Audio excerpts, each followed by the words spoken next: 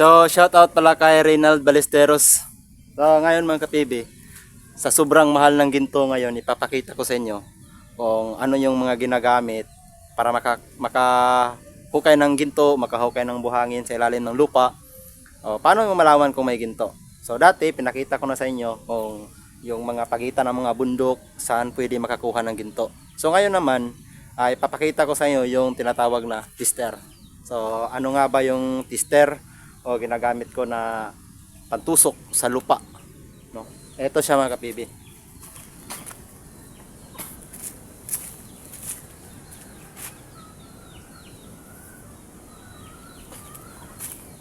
Bakal siya. Ayan. Bilog na bakal. Ito siguro nasa mga 8 mm. Tapos lagyan na lang ng bulitas yung dulo mga kapibi para hindi siya mahirap idiin sa lupa. Kasi pag walang bulitas, sisikip yung buong katawan ng bakal. Kaya mahirap siya idiin. Lalo na pag kulay dilaw pag kulay yellow yung lupa, yung malagkit na lupa, hirap talaga idiin yun. Pero pag may bulitas sa dulo, hindi siya mahirap idiin. Ito, medyo malaki to. Kaso lang natunaw na sa kakagamit kasi ilang taon na rin itong ginagamit mga kapibi. So take note lang mga kapibi dito kasi sa amin marami ng mga lugar na pinagbabawal tulad nito, mga pang oil plantation. Maraming ginto dito mga kapibi, kaso nga lang yung sinasabi ko bawal nga.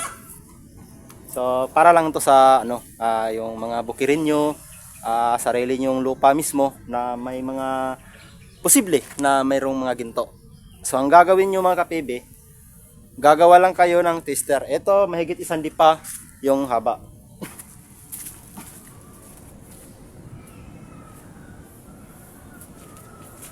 Ayan. Mahigit 1 dipa lang to yung haba niya mga kapibi.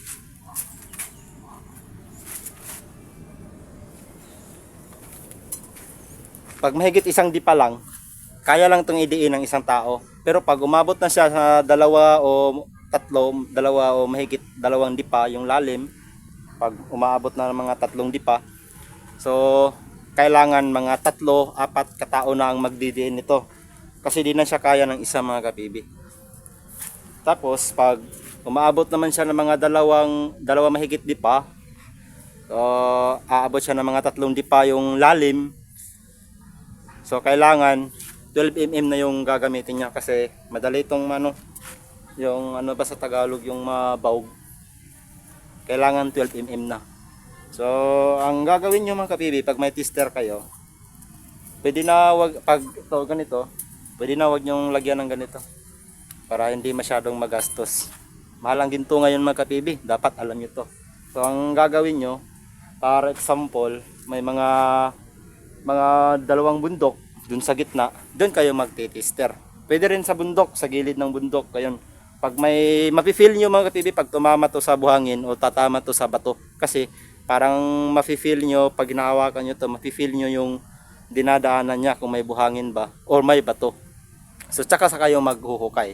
So dito mga kapibi, i-try natin dito. So may 2 pala akong bakal dito mga kapibi.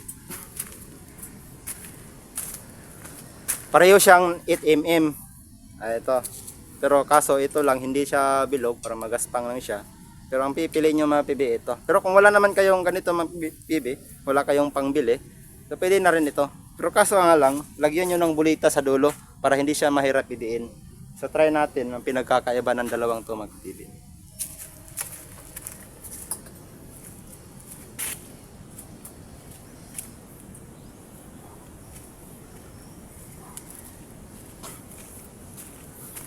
So ayun, simple lang mga kapibi, no? Medyo malambot lang siyang idiin. So try naman natin yung isa, yung walang bulitas.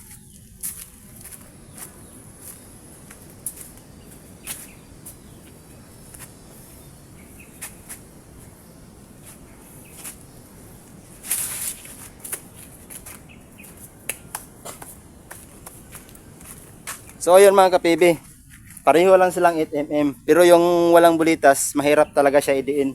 Kasi pag pareho lang ang laki niya, wala siyang bulitas sa dulo, ang buong katawan ng bakal is isikip talaga sa lupa.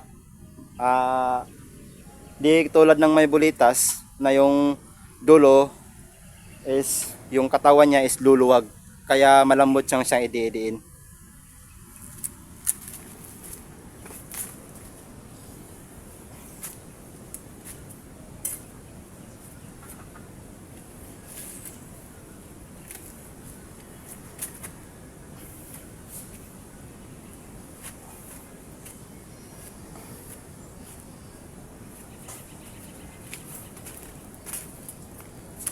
So, tulad nito mga kapibi, oh. Pag wala siyang bulitas mga kapibi, sisikip talaga siya buong bakal. Pero pag may bulitas siya, hindi siya sisikip dito banda. Kaya malambot lang siyang ididiin sa lupa mga kapibi. So, ayan lang mga kapibi. Pwede na siyang ganitong bakal. Baka sabihin nyo, kaya mahirap siya idiin kasi nangangalawang. Hindi. Kahit ganito to mga kapibi, basta may bulitas lang sa dulo, malambot lang siyang talaga ididiin. Ito mga kapibi pag mahigit isang dipa lang, yung dinidiin ko, so ibig sabihin hindi siya tumama. Dito kasi banda mga kapibi, siguro nasa mga ano to, nasa mga 3 dipa yung lalim nito bago tatama sa buhangin. Kasi sobrang lalim dito na banda yung buhangin. Pero walang ginto dito mga kapibi. Doon lang banda may ginto. Tapos doon naman sa sapa, meron namang ginto.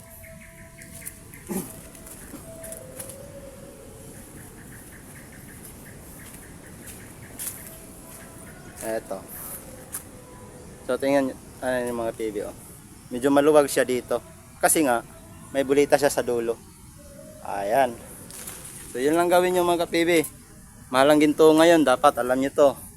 Kasi pag-aasa lang tayo sa sapa mga kapibi o sa ilog, aasa lang tayo na sa sapa lang manguha ng ginto, sa ilog lang manguha ng ginto.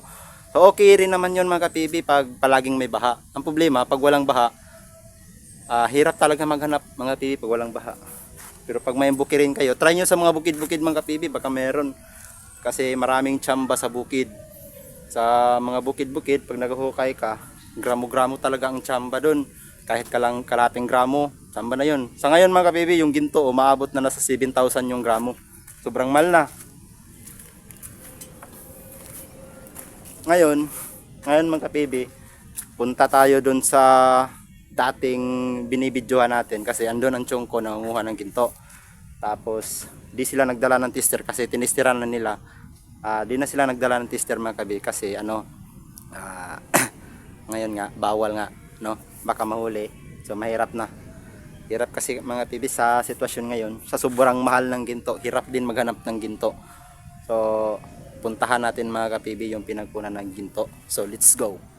So ngayon mga kapibi, andito na tayo sa area kung saan dito daw yung tiyong ko nanguha ng ginto ngayon. So hahanapin natin mga kapibi. So ito rin yung mga lugar mga kapibi na paggagamitan nyo ng tester. So ito, napakita ko na to sa inyo mga kapibi. Ito yung mga lugar, yung mga bundok. Tapos sa gitna parang may kanal. So pag ganyan kalapit na distansya ang bundok mga kapibi, nasa mga 1 dipa lang o walang 1 dipa. Pero pag medyo malaki yung distansya, medyo malalim-lalim rin yung mga kapibi, stuck kumbaga yung buhangin. So hanapin lang natin yung tiyong ko mga kapibi. Kita ko na mga kapibi. Dati dyan ko pinakita sa inyo mga kapibi yung pinagkunan ng ginto. Akala ko andyan sila. Andito pala sila mga kapibi. Tingnan nyo mga kapibi. Yung mga pinagkunan ng ginto. Nakita ko kasi mga kapibi, malabo yung tubig kaya andito sila.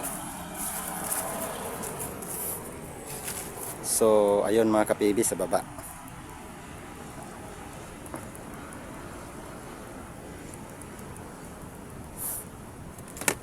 So puntahan natin mga kapibi. Tingnan natin kung may kuha na ba sila.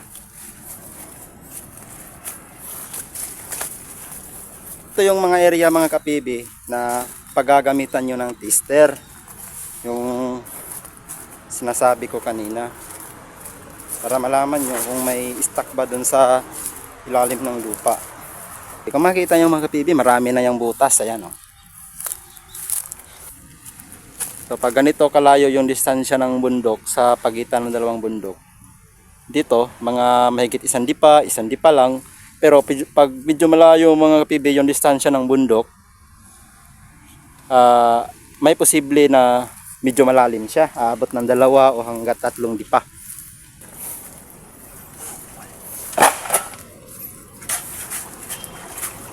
So ayan mga kapibi, pinagkunan.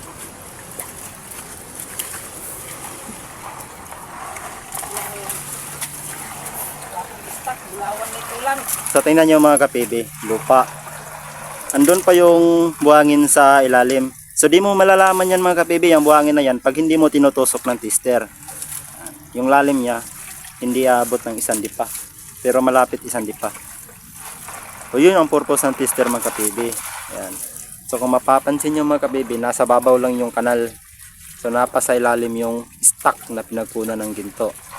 So kaya gagamit tayo ng tester.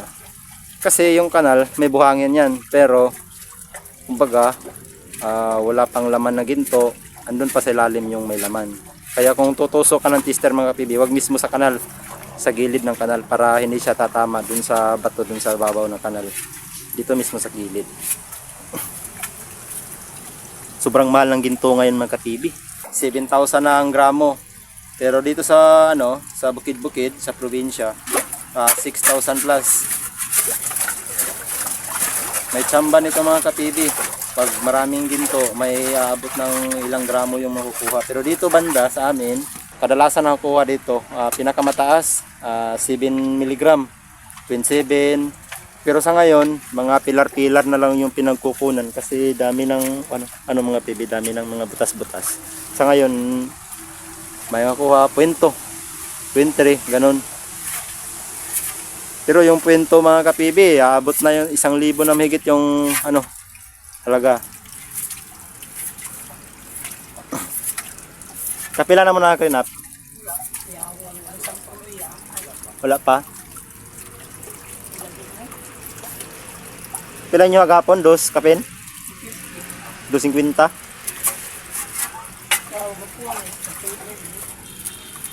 250 daw yung kuhan la kahapon mga kapibi. Pila halin sa top? 1.5 na no? 1.5 pila? Ha? 1.5. 1.525. Grabe mga kapibi. 250 ang halaga. 1.5 plus 6,100 yung bintahan dito sa amin. Pero pag andun ka sa lungsod tapos marami kang ginto, aabot na siya sa mga 7,000. Ganun kamahal. So mano-mano lang mga kapibi. Ayan, limas-limas lang. Ito yung chong ko. Ito yung partner ko dati mga kapibi. Nanguha kami ng ginto dito. Dito rin kami nahuli dati mga kapibi ng mga SKA. Diyan banda, nahuli ako dyan. Kami hinihuli. Doon, nahuli kami dyan banda. Kaya ngayon mga kapibi, hirap talaga. Dapat tago-tago lang. Kaya di ako nagbablog dito mga kapibi ngayon lang. Kasi hirap kasi pag ako mismo yung nangunguha ng ginto tapos nagbablog pa ako. Pag mahuli, patay tayo. Hirap na. Kaya ngayon, video-video lang muna tayo. Kunti lang yung stock mga kapibi, pero pagtsatsagaan mo lang yan. Mas mabuti na ito mga kapibi kaysa dun sa sapa sa amin ngayon. Kasi dun sa sapa, hirap na makakuha ng 0.1 mg. Pag dito naman, katulad kahapon, nakakuha daw sila ng 0.250 mg. So 1,500. Kuha ka lang ngayon ng mahigit 1 mg, malaki na yung halaga.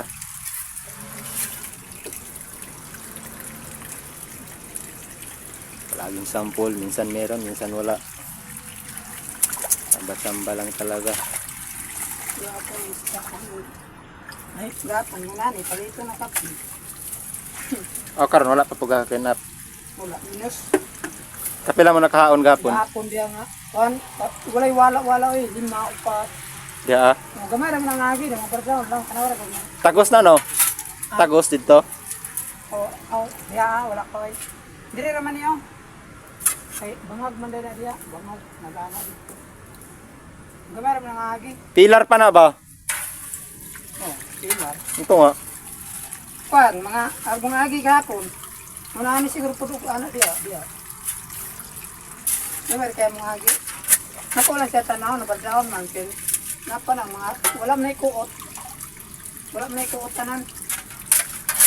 Dito rin ka padulong. Sa iyan ang ikuanin mo, wala kong istak ko.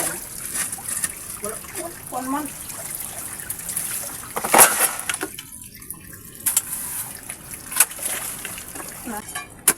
Langaw, gatanaw. Mo yun ang istak ka na diha banda o. Padong dito. Nga nang istak. Diha banda ka na. Minos. Naman. Ito itong bangag diha. Layong man ata to. Nga na yun na color. Minos mo. Ay, ito gahapon. Ngayon mo pang ganay pula ba?